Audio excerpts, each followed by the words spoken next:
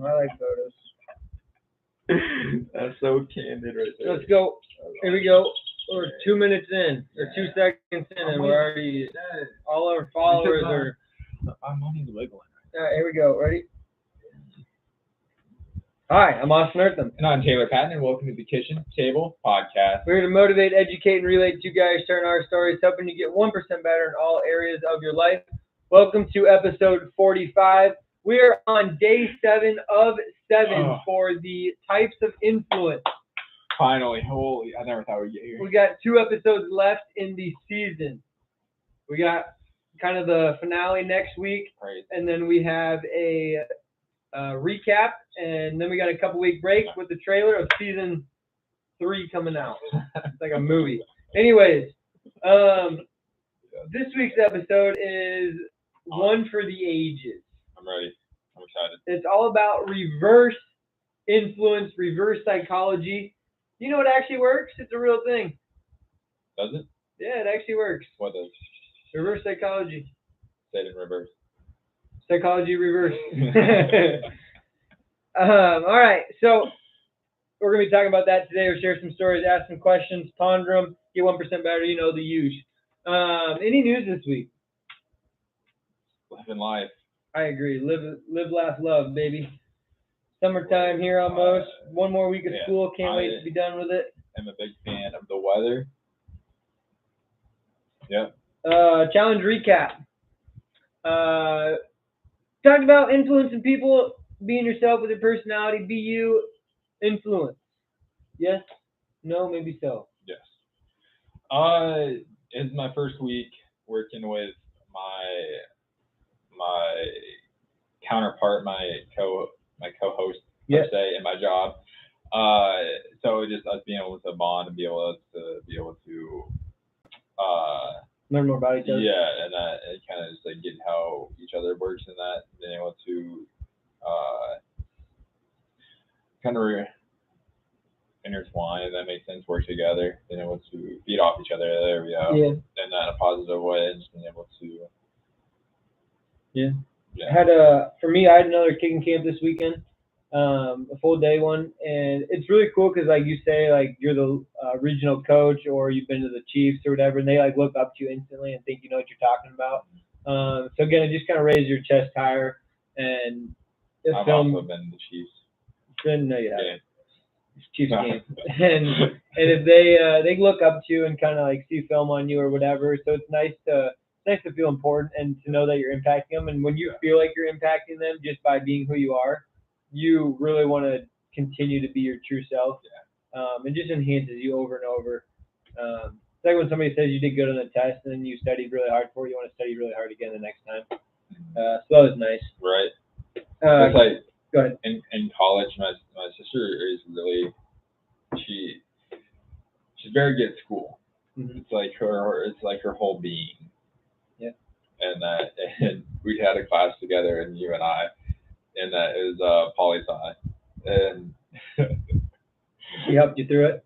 Yeah, I mean, it was a pretty easy class. But anyway, she's a straight A kind of person. And I'm not.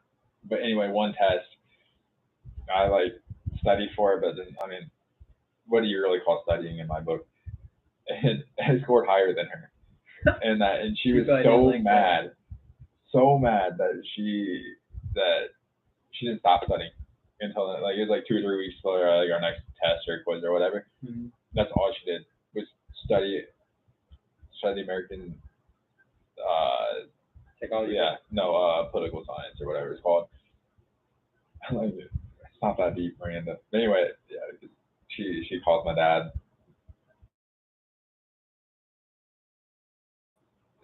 Hey, fine. You gotta do what you gotta do. That was the only time I ever scored higher than my sister. Right. You pulled it over her head still to this day. Yeah. Well, right now she listens to this. Yeah. I like it. Quote of the week this week. I didn't tell Taylor what the quote was before, so this is gonna be good. The reason I have no idea who it's by. The reason reverse psychology works is because people do not like to be told what to do. So true. The reason reverse psychology works is because people don't like to be told what to do. which is It's literally so true. it's so true. But also in second thought though, like everyone wants to be told what to do. Everyone is so scared of like other people's thoughts and other people's directions, that they're scared to step out of the comfort zone. Yeah. Like they don't want to be told what they to don't do speak. in the time that they don't. They only want. My mom always says this to me. You want what you want when it's convenient for you. Yeah. You know what I mean? That's what the human race wants in general. Yeah. If it's convenient for them or helps them or makes them look better, sure, they'll be told what to do. If Right. it doesn't help them or it's a lot of work, then heck no, I ain't doing it. You know what I mean? Exactly. Yes. I'd say 85% of the American population, slash the world, but I'm just based off America, doesn't like wants to do their own thing. Yes. But then in retrospect, everyone wants to be told what to do. Yeah, in times no one of wants anarchy. yeah, No one wants well, crazy. in times of hardship, they want to be told what to do, or in critical situations, because it takes the pressure off them. You know. Yeah. They don't want to take that risk or have that. Yeah. I say be yourself. Yeah. Let it rip. You want to fart in public? Fart in public. Sorry. There we go. Wear a mask. It's literally that's something that they just say. I mean, it's just I just can't mind. Whatever. Everything's cool with me. Isn't it crazy? Because I like this quote because it's like double standard. Because then people want to do a lot of things, but don't do it because they're nervous of what other people will say. Yeah. And like they don't step out of their comfort zone because they don't want that pressure put on them. Yeah. Because other people's thoughts and other people's and that's how do you say the judgment? There we go. Yeah. The same thing as thoughts, but and that's where reverse psychology really does come into play, because like, hey, let's say it's a situation where they don't want to be told what to do, so you tell them what to do and they do the opposite, and then you get what you want out of it, you know. So one thing I always think about, are they doing reverse psychology on the reverse psychology? So it's a double whammy, you know? So it's kind of like mind game stuff. We'll get to that in a second, though. Let's take a quick ad break. One thing that is not reverse psychology is, or I'll do it in reverse psychology. Don't buy a Retargo because it's not very good. Why'd you say it like that? Because then I can have all of it, type of deal. That's what I would do for reverse psychology. But in all reality, it's very tasteful. It gets through your body quickly, and you gotta get it to get some gain. A lot of people are saying that you're not gonna buy a lot of Retargo and give it away. Watch me, I'll do it. I'll buy it. I'll buy it all. Yeah, Taylor's using it on me now. All right, we'll take a quick ad break. We'll be right back. Remember when that used to be a thing? Yeah. We were just talking about how it like used to be a thing, like bet you won't do it and then you do it, or I double dog dare you to do it. I triple dog dare you to do it. I double dog dare you to do it. I feel like that's your everyday in the weight room. No, I don't really talk in the weight room. I'm focused. Yell at yourself in the mirror. Yeah, I growl. I flex. All the kids are like, wow, this kid's weird. But no, it's crazy though. Like they're so at Woodward we do physical holds, so we do your trains. Uh-huh. And like you hug. But some of the kids that we come across, they make like in those moments like make animal noises. This is way off topic from what we had to talk about, but this is. You did tell me that before. Yeah, and it's like they become very animalistic in that process, or in like their emotional state of usually anger normally. Mm-hmm. But yeah, I remember like this one kid used to like growl and bark, and like when we were like in a hold with him, wild as stuff, crazy, and it's like. It's just like something that you just kind of remember forever. It's very, very influential. Yeah, I don't doubt that. You won't forget it. Yeah. Maybe you should use reverse psychology on them to get them to stop growling. Or maybe that's just who they are, and you gotta embrace it. I don't know. He was so vivid too. Like he barked, growled, and he talked about how he wanted to like murder the staff and like cut each other's fingers and like get last. Like I'm serious. Like it was crazy stuff. At least he's got good visualization. That's the positive out of it. Yeah, the man had a very creative mind. Tell you what. That's good. Okay, Anyway, do you want to hop in? Yeah. So reverse psychology, the definition of reverse psychology is known as a self-anti-conformity, which is a tactic that involves advocating for a behavior that is different than the outcome. So you're basically doing the opposite. You're saying to do the opposite, and then hopefully you get the actual outcome you want. Yeah. So those of you who don't know what it is. Yeah. So it's a way to manage behavior. And the major signs that you could use it for are things like making overly negative comments to see if there's a reaction. There's making someone feel like you want them to do something, but you don't want to have a direct request to do it. Or you keep hanging on the idea to a point, and then you find the opposite. Like you want yourself to do the opposite. So they might be using reverse psychology on you. Or if they have more to gain, if you do the opposite of what they're suggesting, that's another way you can recognize it. And lastly, if they're arguing something that's not in favor with their past choices, might be the last reason that they're using reverse psychology, which is interesting. I got a lot of points all of a sudden to think about here. So you haven't played it, but One Night Werewolf game that I said was awesome. It's kind of like Mafia. Yeah. Anybody's ever played that?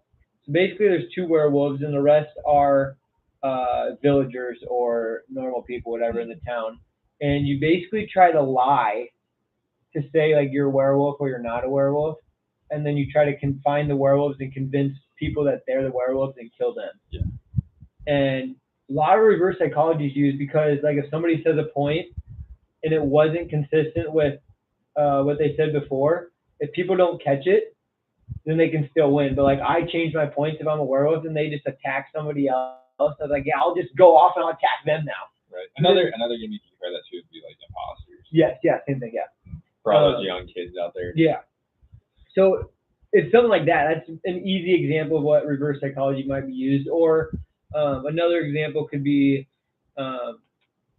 like to get somebody to clean their room. Like, yeah, you don't work very hard anyways. You probably won't clean your room. Like, you couldn't do it in an hour. Yeah. And then the kid's like, oh yeah, watch me, mom, I'll do it. Right? And then they do it, and you're like, oh nice, thanks for cleaning your room. Those are easy examples of reverse psychology. But earlier we were talking about like having like mind games with yourself, or with other people. Do you ever do that? Either to the kids at school, to your friends, parents? I do it in like sucky situations, and that like if I'm doing cardio, and I'm like I don't know, running or walking, and that like I always like try and trick myself that it's not as bad as it seems, or it's not as sucky as it seems. Mm-hmm. That'd just be like the first thing that comes to mind. I do the same thing, or I'll count my steps. But what I'll do is like, if you make this kick, you'll be in the NFL next year, type of deal. Yeah. Like just to like motivate yourself a little bit more. Yeah. I also on that point, I do it on a negative. I do it a lot to get what I want. So I do it in a negative connotation a lot. A lot of the times it's usually friends or my brother or somebody. It's usually people I'm closer to because I know how to manipulate them better. I said, I don't know, probably 12 episodes ago, how I'm a pretty good manipulator, which is not a good trait, I would say. But I'm very good at hiding something and being maybe fake about it to get what I really do want. And there was one the other day, and I can't think of it now. It was literally a couple weeks ago, and I was like, this is literally me doing reverse psychology. If I think of it, I'll have to say what it is, but I think playing those mind games with yourself helps pass the time. And I also think using reverse psychology for your own benefit is not a very good thing to do because it's kind of fake and it's not sustainable because you're like manipulative. Yeah. Like if you think about a CEO trying to get what they want to get the business going, or like it's kind of like a threat almost. If you would just be truthful with them, you'd get more what you want instead of making bad things worse. Yeah. I mean, you could also do it in a positive way. But as you're talking about, if it's if it's just beneficial for you, then yes, it's not a great thing. Yeah. But if it's beneficial for all parties involved, then it can be a good thing. It can help people change their habits or change their ways, or even you.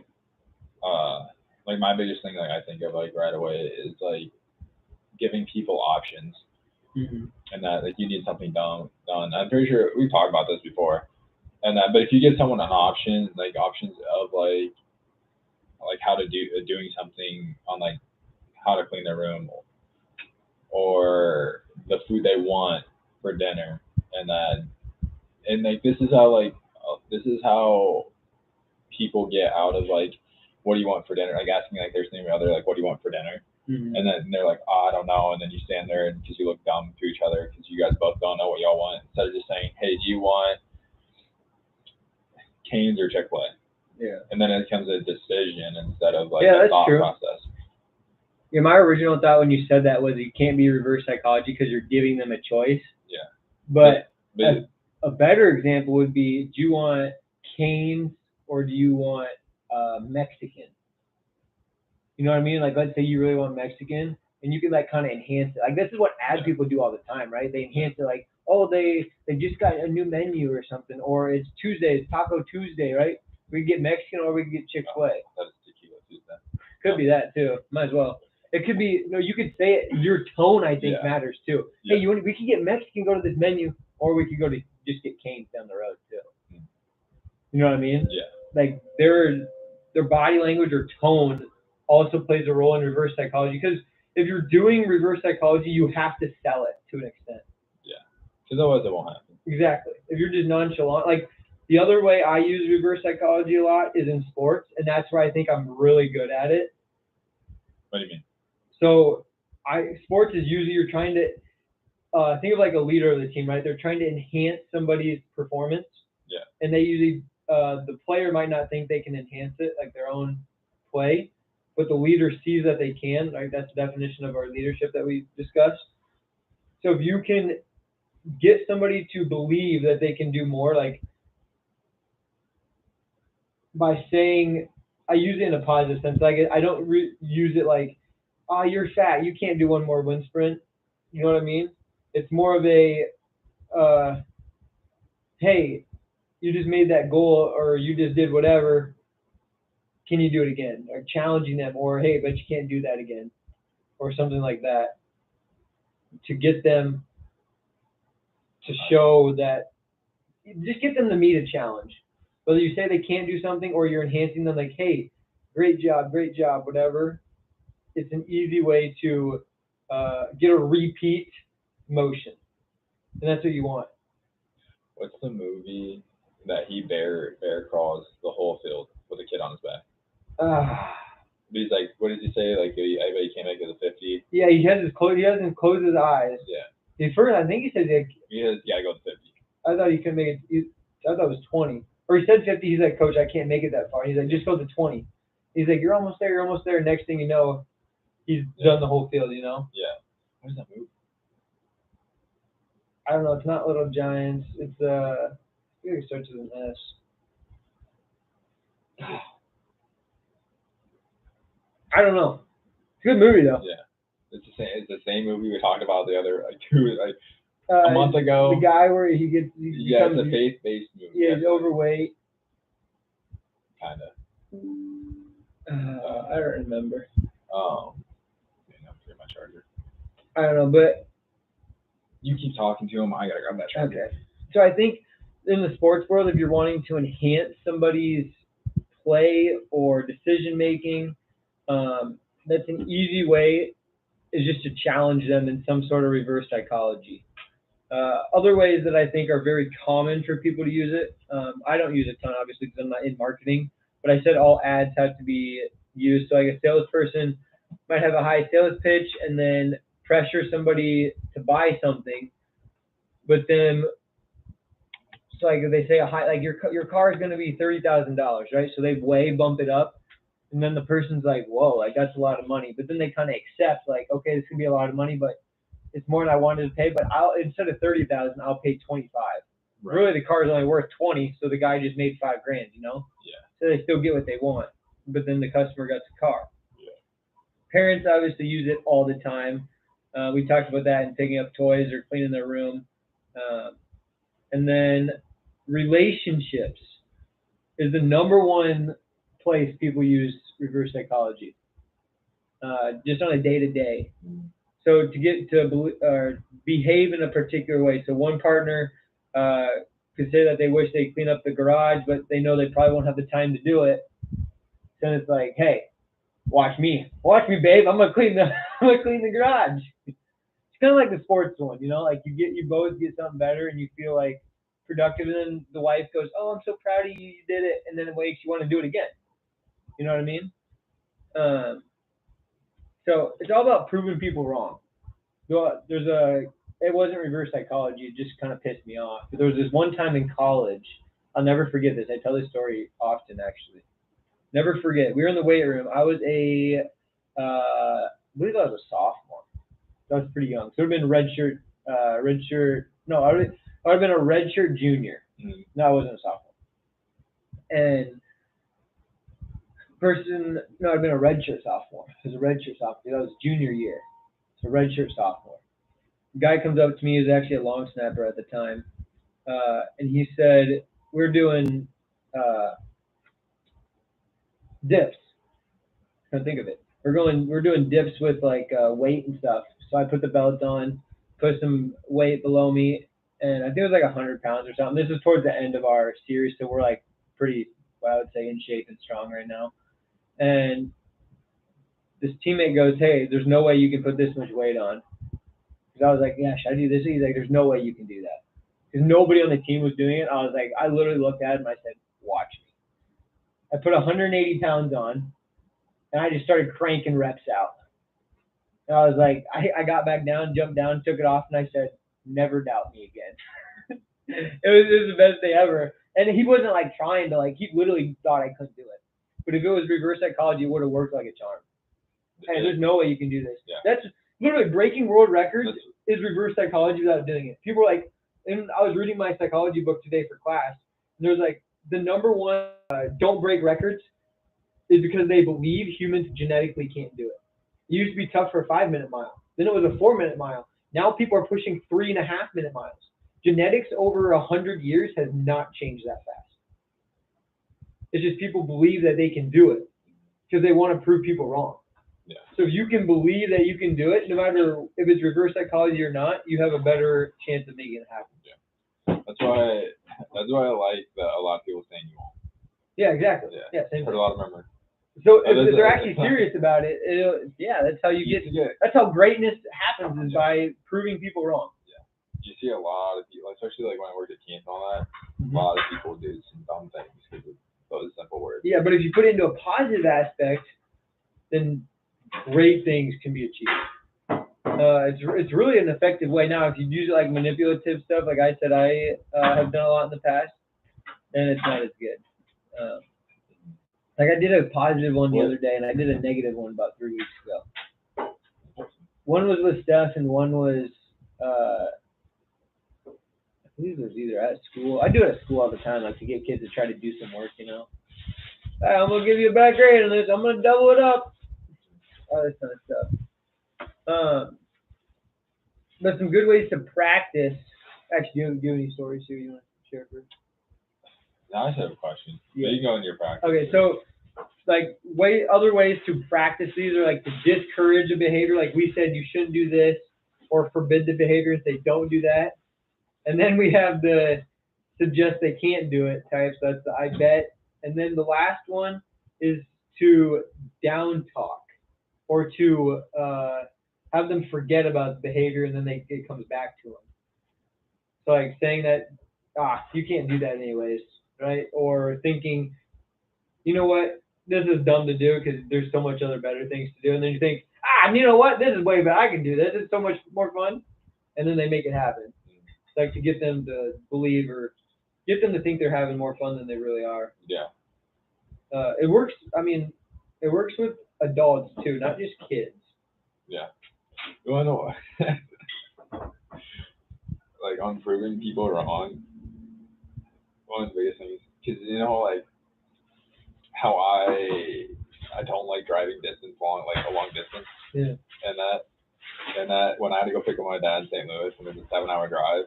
Yeah. And that was one where I'm like, cause you're gonna drive all the way there. I'm like, hell yeah.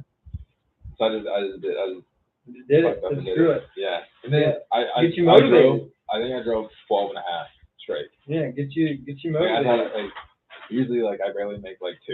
I'm like, yeah. A lot of mental. But yeah. Again, if you just believe that you can do something and somebody doubts you, that's like when you're locked in the zone. Yeah. For instance, my marathon I rode, I rode once in 4 months before that. The one time I rode, I was like, you know what? I could probably do a marathon. And 6 months before that, I was like, no way I can do a marathon. And I was training.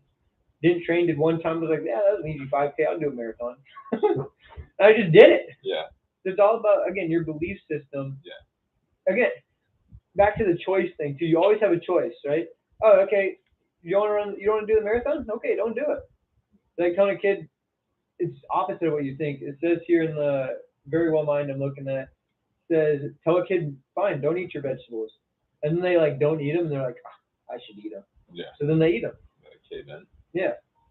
Or they like realize they're missing out on them, or they feel crappy, and so they're like, oh, I should do it, So it's like a persuasion technique.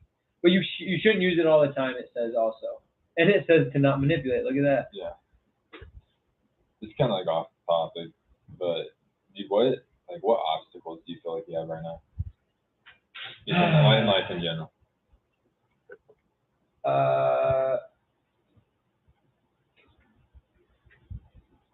Well, I'm trying to think how I want to answer this.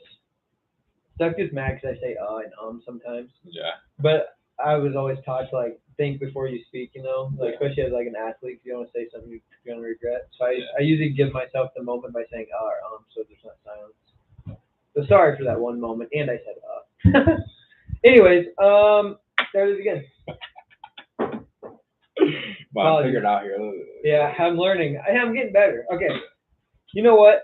I don't have a ton of obstacles in my life. I've been thinking about lately because I am being better at surrendering myself.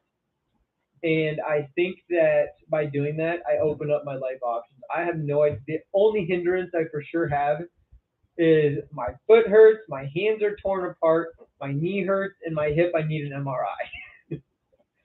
But I feel pretty good. Your body's falling apart. So besides me like being hindered in... Am I going to have to push you in a wheelchair down the aisle? I hope not. You get married here in 4 or 5 months? You know I wouldn't let people do that. I'd do it myself. I'd crawl before I let people push me.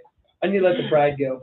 But anyways, the only hindrance I have is that I feel like I can't give 100% in the weight room all the time. And that's like my goal is like sports, right? That's what I want to do life off of. But I don't know if she's going to get into school, my schooling, what's going to end up with a job, traveling, my MRI results, all this stuff.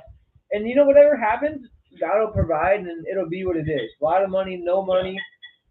We'll figure it out together. And really that's the direction because that's the forefront of my mind because I have no idea what the future is. No one does. But that's the crazy thing is like you don't really need to know. Exactly. That's what I'm saying. Is I'm okay with whatever it is. Yeah.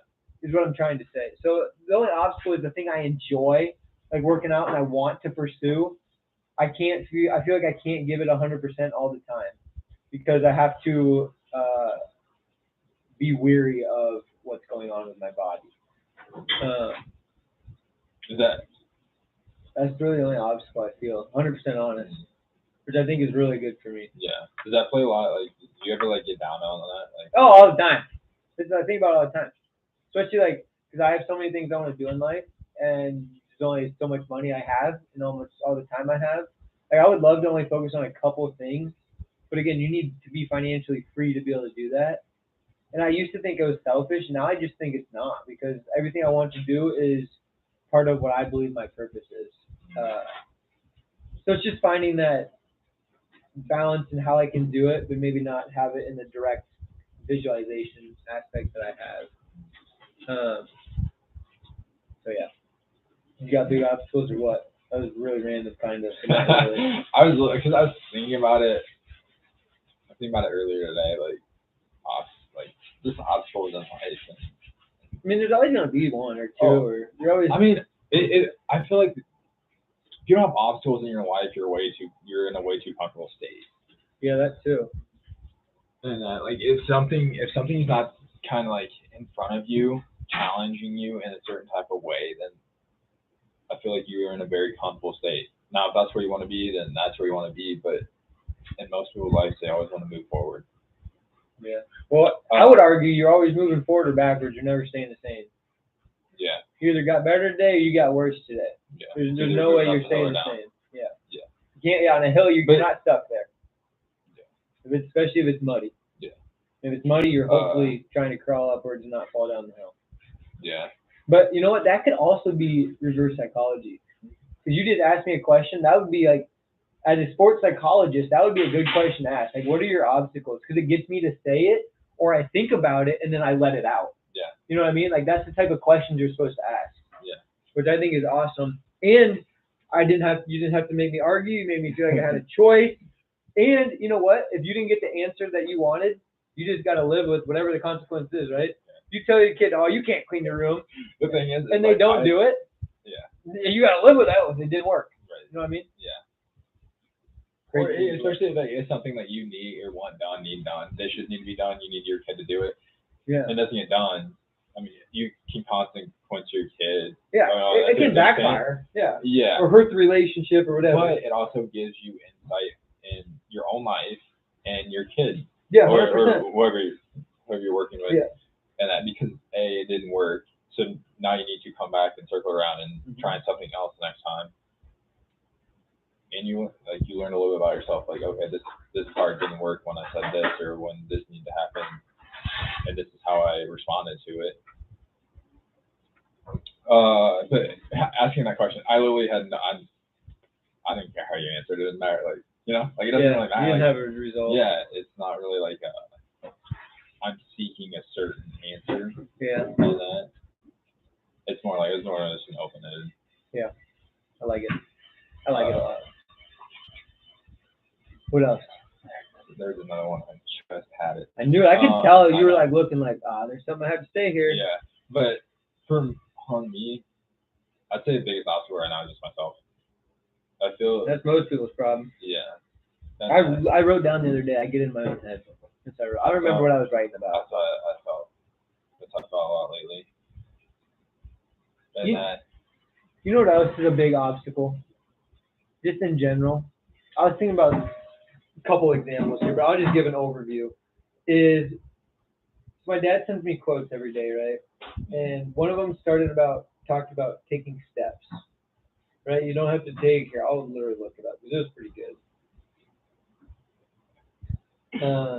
I'll have a background to this. So you don't have to be great to start, but you have to start to be great. So if you have a goal or a habit you're trying to get rid of, a habit you're trying to start, like if it's lose weight or whatever it might be, if you never start by eating that, like I had 2 pieces of zucchini bread tonight.